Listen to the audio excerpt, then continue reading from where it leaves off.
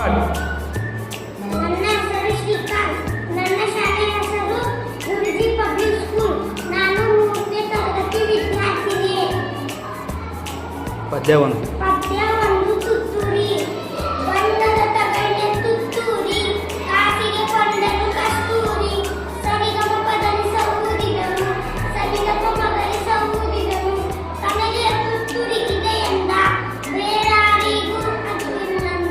ಕಸ್ತೂರಿ ನಡೆದನು ವಿದ್ಯೆಯಲ್ಲಿ, ಜಂಬದ ಕೋಳಿಯ ರೀತಿಯಲ್ಲಿ.